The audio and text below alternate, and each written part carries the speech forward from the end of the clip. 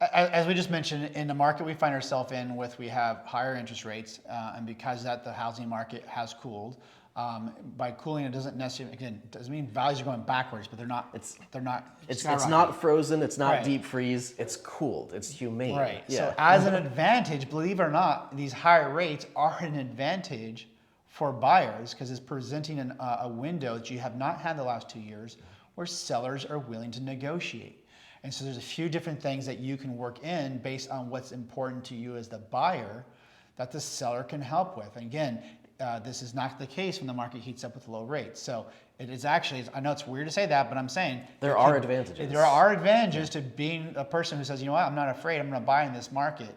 So one of the ones that's very popular, it seems to be most popular with new construction builders. They've really grabbed onto this, but this really works for anybody who's trying to sell a house or for a buyer who might want to negotiate this. And it's called a 2-1 buy down. And there's different variations. There's a 3-1 buy down, 2-1 buy down, and 1-1 buy down. So we'll just start with the 2. So what it basically means is that we're going to temporarily buy down the interest rates to 2% below whatever the actual rate is for that first year. That gives the buyer a much lower payment. Then in the second year, they get a 1% below the market rate. And then at year 3, they go to the full 30-year fixed rate from there on out. So what this is doing, again, is allowing a buyer, for whatever reason, who says, you know what, even though I can afford, because you do have to afford the full rate, even though I can afford that, for reasons that I have, I want that lower payment. Maybe it's because your cost of moving, or maybe it's because you had to take a lot of your cash to get into the house and you want to redo that, or you have promotions coming down the line, whatever the case might be. The way this works is the seller, so what we do as a lender is based on the loan amount you've got and what you're going to buy down, we calculate how much interest is not being paid for now by the buyer because the rate's artificially low that first 2 years. Mm-hmm. And then the seller agrees to pay that.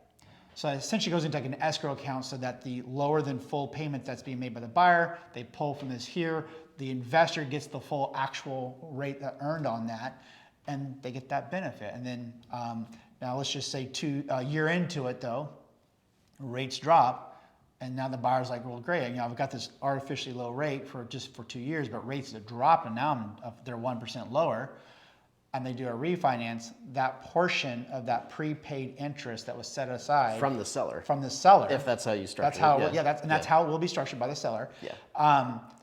Goes as a principal reduction to the loan, so you still get that benefit as the buyer. You're still getting the benefit, so you don't lose anything there. That was me having the realization that if we're talking about like a 2-1 buy down, of course it's the seller buying it down, because if it's the buyer buying it down, then they're just spending their own money on their own funds. So that's and it doesn't make sense. That doesn't do anything. Doesn't help. So So that's what a 2-1, and that's what a 2-1 buy down is. And again, the advantage of that is it helps for whatever the reason, motivating factor by the buyer, they get that little bit lower payment.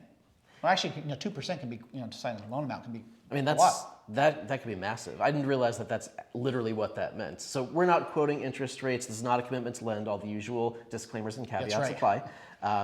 But if we're making up numbers and there was an interest rate that was like here, making up numbers, if there was an interest rate that was like 6.5, then a 2-1 buy down means that the first year the buyer is actually paying a 4.5. Like it's literally 2 percentage points. Yep. So that's a massive difference. Okay. Yep. So that's an exciting opportunity for a seller to potentially offer that to someone. Right. Because instead of just being on the market and being stale donuts on the market for 6 months or something, and then just like lowering the price, they could advertise, hey, we'll help you with the interest rates. Mm-hmm. And they hopefully wouldn't have to make as big of a concession in that regard, but the buyer's payment changes a lot, right? Right. And that's the thing, I think, again, all too often, sometimes sellers focus on the wrong thing. Price is important there are pricing strategies. I mean, if you're right to that next little bit, you can break down into that, $350 to $399 price point versus being at $405. So now you're in that $400 to $425 price point. Dropping the price $5,000 gets you into some different viewing. But the reality is when you drop your home value by say $20,000, that doesn't do a whole heck of a lot for a buyer. It changes their payment by a few bucks a day, right? $20, $30 difference, that's it. The cash to close doesn't change hardly at all because that's fixed. I mean, I pretty much say almost zero difference on my closing cost. My down payment, well, if I'm putting 5% down, 5% of $20,000, not really shaking my world up, right? So it's not doing much. But that same 20,000 being used to do a buy down, that now gets a person excited the fact that, hey, I just don't feel comfortable, even though I can afford it, because again, they do have to afford that. Yeah.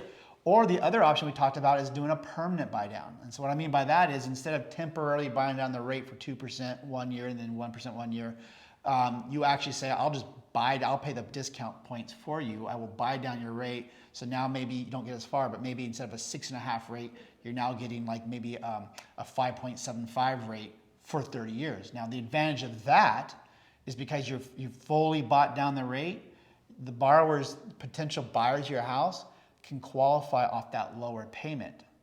And that can open because it's a permanent lower payment. It's a permanent buy down. So the lender's allowed to say, okay, when you do a temporary buy down, I can't qualify you on that lower payment. That's not responsible. Temporary buy down would be like this 2-1 buy down thing. Yeah, that's temporary. It's not full. I got to go on the high rate. But if you permanently buy it down, I can now use that. So what that can do is actually widen your available buyers. So it's a $20,000 price drop, changes your payment $20, let's just say.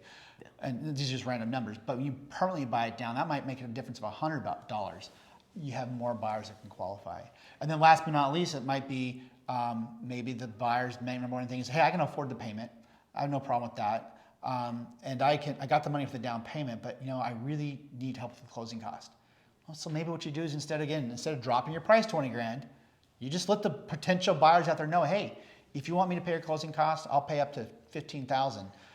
And that's even less than the 20 grand drop you're going to do. But that gets a lot more attention from buyers. And we've done this, on the listing agent side of things, we've done this before where we've said, okay, we're going to lower the price like a tiny bit because that gives us an easy excuse to remarket the listing, and it'll re-notify all the potential buyers who have market watch searches set up because we changed the price a little bit. But then as part of that little bit price change, we'll actually say, and we'll give you a concession towards your closing costs with a full price offer or a rate buy down. I had just not yet had any clients do like a 2-1 buy down. Yeah. So all I'd been thinking about so far was these permanent rate buy downs. And that's another good tool in the toolbox for both a buyer and a seller to be aware of, because buyers, that could be a negotiation point for you. Right. Yeah. Personally, I'm more of a fan of the permanent buy down because it opens up. But again, what I said, let the buyer decide. The buyer knows what they need. They might need cash to close. And again, this is actually a market conducive to having a conversation like that, unlike what I've spent most of the past decade in. Yeah.